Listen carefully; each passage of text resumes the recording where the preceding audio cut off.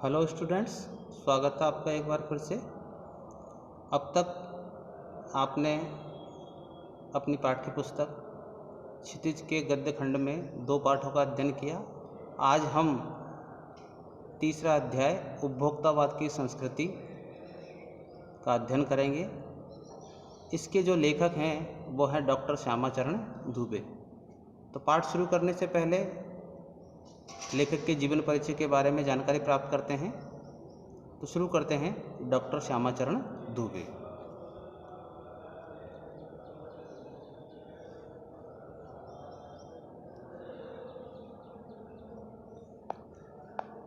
Doctor Shyamacharan Dubey आधुनिक हिंदी साहित्य जगत में प्रसिद्ध समाजशास्त्री और साहित्यकार रहे हैं। इनका जन्म 25 जुलाई 1922 में मध्य प्रदेश के बुंदेलखंड क्षेत्र में हुआ। बुंदेलखंड काफ़ी माना हुआ प्रसिद्ध क्षेत्र है।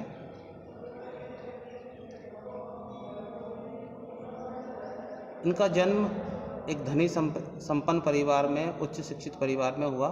7-8 वर्ष की उम्र में इनकी माता का देहांत हो गया। उसके बाद ये पिता के संरक्षण में पले बढ़े। माँ के अभाव में इन्होंने पुस्तकों को अपना साथी बनाया और ज्ञान प्राप्त करने की जिज्ञासा से पुस्तकों में खो गए और ऐसे खोए कि हिंदी साहित्य जगत के एक अनमोल रत्न के रूप में उभरे। इन्होंने उच्च शिक्षा नागपुर विश्वविद्यालय से मानव विज्ञान में पीएचडी प्राप्त की। भारत के अग्रणी समाज वैज्ञानिक रहे। 1996 में इस समाजशास्त्री का, साहित्यकार का निधन हो गया।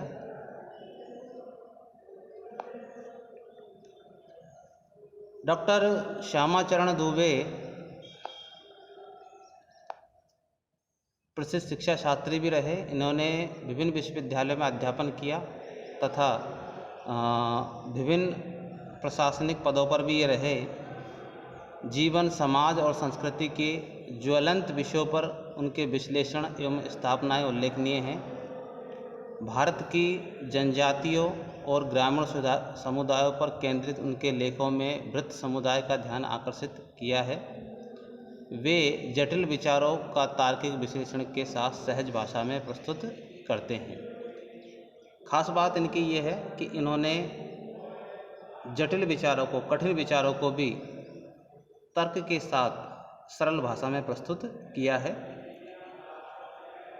इनकी यह विशेषता जब हम उपभोक्तावाद की संस्कृति निबंध पढ़ेंगे उससे पता लग जाएगा कि इन्होंने कितनी सरल भाषा में समझाने का प्रयास किया है।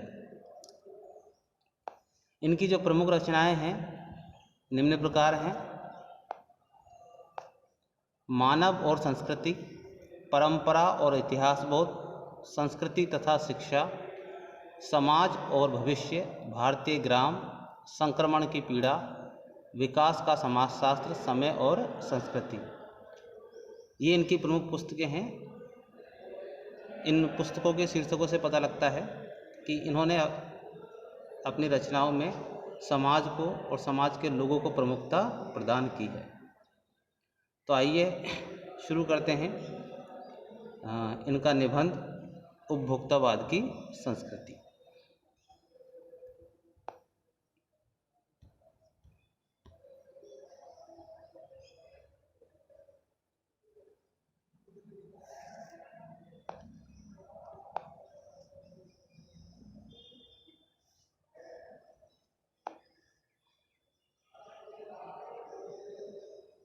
उपभोक्तावाद की संस्कृति जो निबंध है यह बाजार की गिरफ्त में आ रहे समाज की वास्तविकता को प्रस्तुत करता है। आज हमारा समाज बाजार में जकड़ा हुआ है। बिना बाजार के वो रह ही नहीं सकता है। बात बात के लिए हम बाजार जाते हैं। बाजार की वस्तु के बिना हम नहीं रह सकते हैं। एक समय था जब बाजार जाने की आवश्यकता ही नहीं थी। लोग एक दूसरे के माध्यम से ही वस्तुओं का आदान प्रदान करते थे और अपना जीवन यापन करते थे। लेकिन वर्तमान में सुख सुविधा विलासिता की भूख इतनी बढ़ चुकी है कि हमें बाजार जाना पड़ता है। लेखक का मानना है कि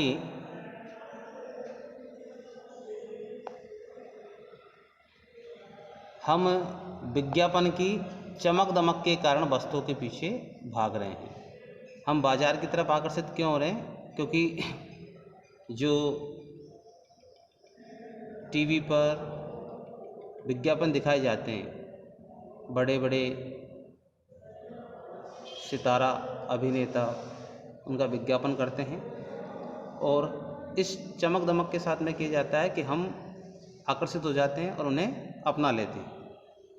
हमारी निगाह गुणवत्ता पर नहीं होती है कि वो हमारे लिए उपयोगी है या नहीं। हमें सिर्फ ये देखना होता है कि फला व्यक्ति ने कहा है, प्रसिद्ध व्यक्ति ने कहा है और हम उसे अपना लेते हैं। संपन्न और अभिजन यानी श्रेष्ठ वर्ग द्वारा प्रदर्शनपूर्ण जीवन शैली अपनाई जा रही है, जिसे सामान्य जन भी ललचाई निगाहों से देखता है। हालांकि टीवी पर जो विज्ञापन वगैरह होते हैं श्रेष्ठ और संपन्न वर्ग के लिए होते हैं, लेकिन जो सामान्य जन है वह भी उन्हें अपनाना चाहता है, उनके जैसा बनना चाहता है, दिखना चाहता है। यह सभ्यता के विकास का चिंताजनक बात है। लेखक की दृष्टि में यह सभ्यता के विकास के लिए चिंताजनक बात है जिसे उपभोक्तावाद ने परोसा है। लेखक की ये बात महत्वपूर्ण है कि जैसे जैसे ये दिखावे की संस्कृति फैलेगी, समाज में अशांति और विषमता बढ़ेगी। यानी आज दिखावे की संस्कृति बढ़ रही है, हर कोई दिखावा कर रहा है, इससे समाज में अशांति और विषमता फैल रही है, लोगों में ईर्ष्या द्वेष की भावना बढ़ रही है, जो समाज के लिए उपयुक्त नहीं है। तो ये था पाठ का सार। अब शुरू करते हैं पाठ से।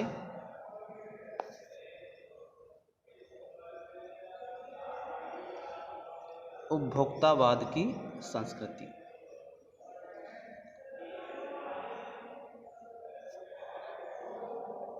देखिए, इमेज में साबुन, पानी, तेल आदि दिखाए जा रहे हैं, तो आप समझ गए होंगे। हमारे सुबह उठने से लेकर रात को सोने तक सब बाजार की वस्तुओं से हम घिरे रहते हैं, क्योंकि सुबह उठते ही ब्रश, कोलगेट टीवी पर ऐड आता है, नाश्ता वगैरह है टीवी पर ऐड आता है, नहाना धोना है टीवी पर जो है विज्ञापन वगैरह आते हैं। हर चीज़ का, चाहे वाहन हो, कुछ भी हो, हम सुबह से शाम तक विज्ञापनों से घिरे रहते हैं और उन्हें पाना चाहते हैं, उन वस्तु को पाना चाहते हैं। तो लेखक अपनी बात शुरू कर रहा है, गौर कीजिए।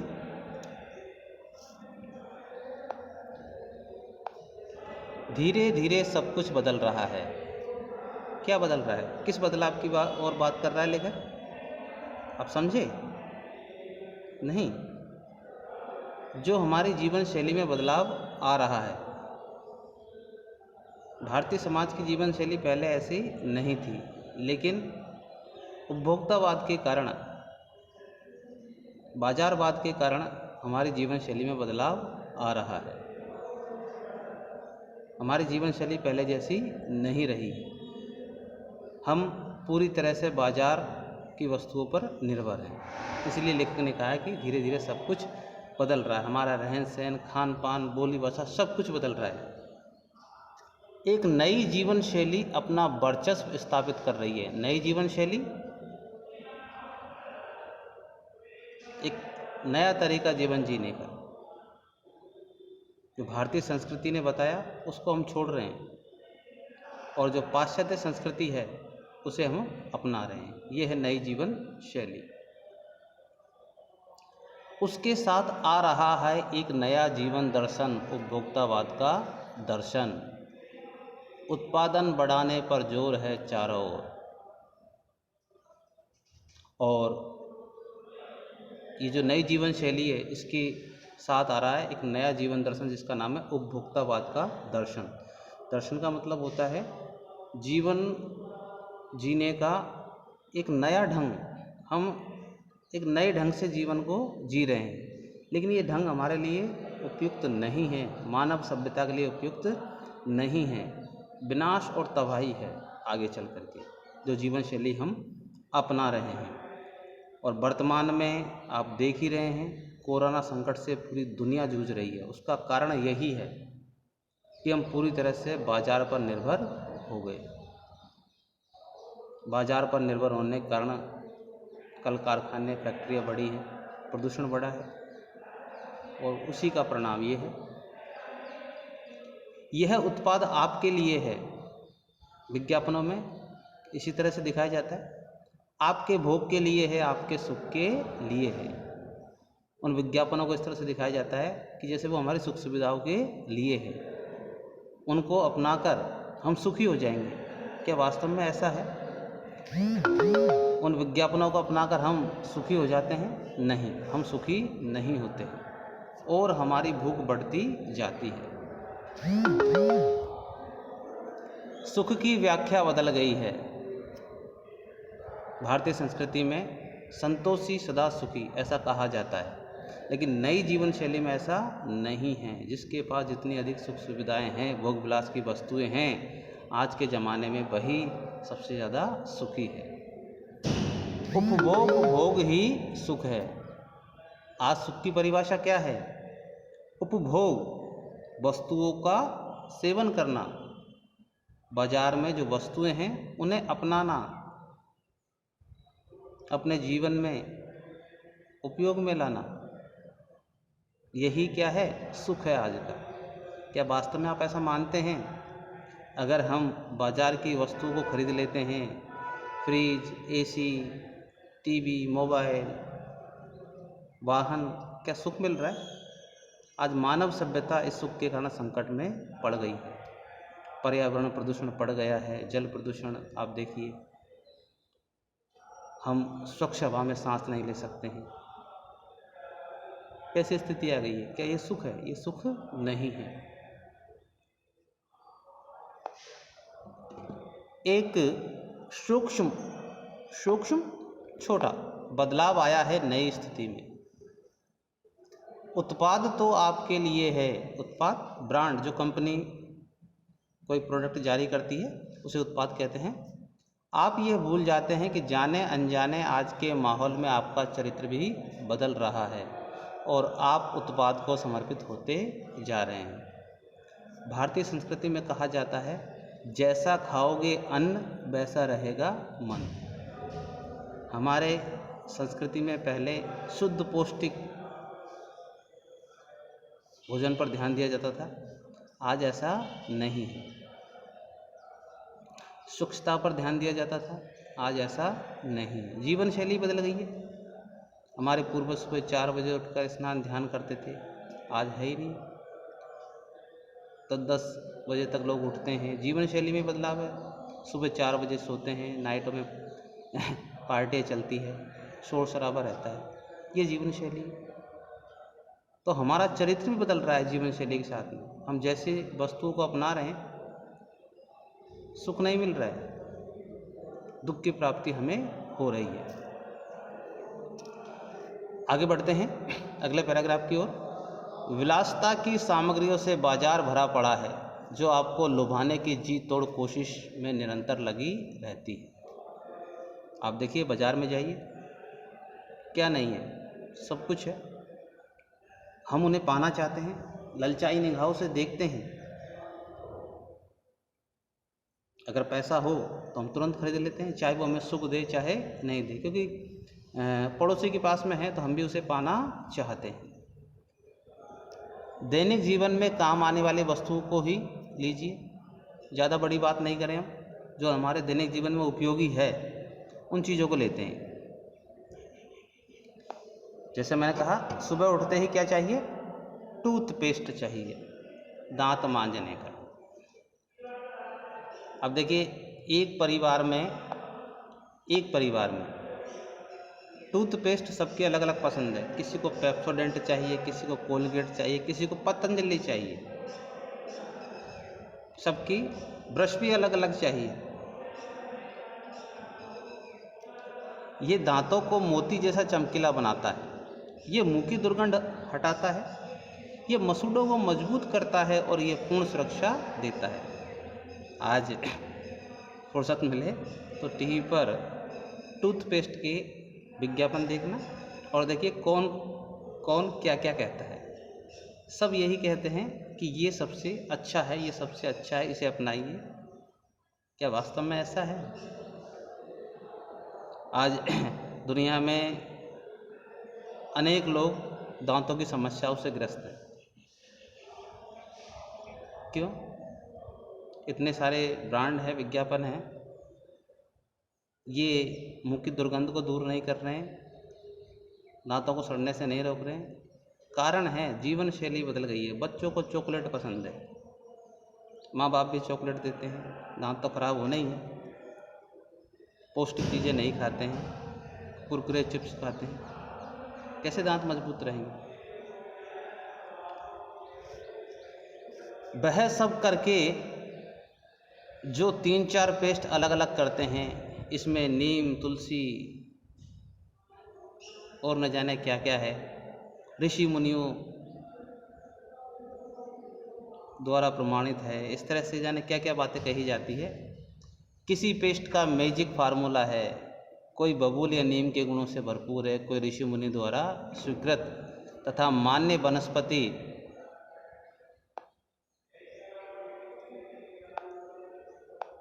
और खनिज तत्वों के मिश्रण से बना है। जो चाहे चुन लीजिए, एक से बढ़कर एक। अब यदि पेस्ट अच्छा है तो ब्रश भी अच्छा होना चाहिए, ज़रूरी है, जिसमें मैंने बताया। हाँ, कोई फ्लेक्सिबल है, मुंह के अंदर जाकर जो है सफाई करता है अलग अलग कोनों में। आकार, रंग, बनावट, पहुंच और सफाई की क्षमता में अलग, एक से बढ़कर एक। मुंह की दुर्गंध से बचने के लिए माउथ वॉश भी चाहिए। अब देखिए, मुंह में दुर्गंध है, माउथ वॉश है, कुल्ला कीजिए, मुंह में जो है ताजगी रहेगी और फिर क्या होगा, एक सुंदर सी कन्या आएगी जो आपको पसंद कर लेगी। ऐसा होता है क्या? संभव है ऐसा? लेकिन विज्ञापनों में ऐसा दिखाया जाता है, ऐसा लगता है, तो लोग उसको अपना लेते हैं कि हमारे साथ भी ऐसा ही होगा, जबकि ऐसा नहीं है। सूची और भी लंबी हो सकती है। लेखक ने यहाँ कुछ ही बात बताई है। ये सूची जो है विज्ञापनों की बहुत लंबी हो सकती है।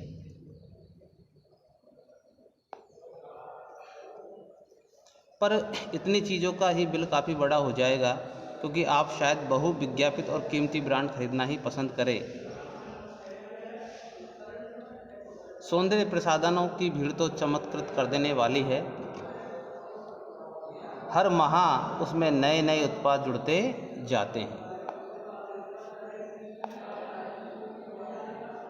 आप देखिए,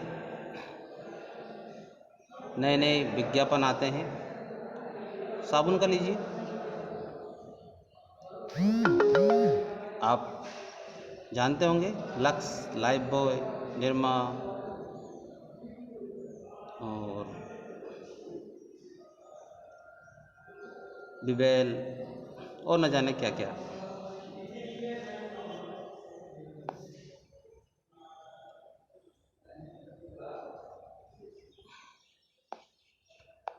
एक में हल्की खुशबू, दूसरे में तेज।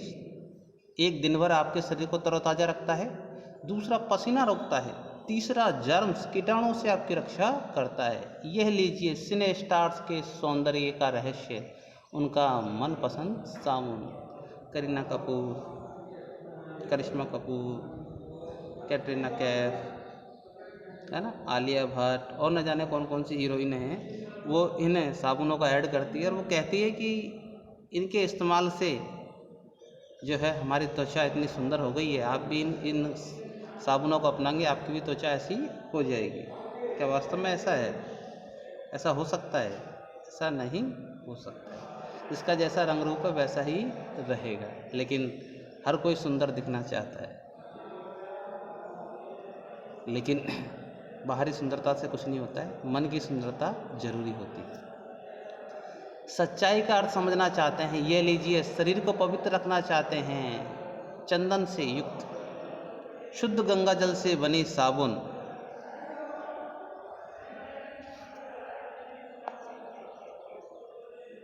चमड़ी को नरम रखने के लिए यह लीजिए। महंगी है पर आपके सौंदर्य में निखार ला देगी।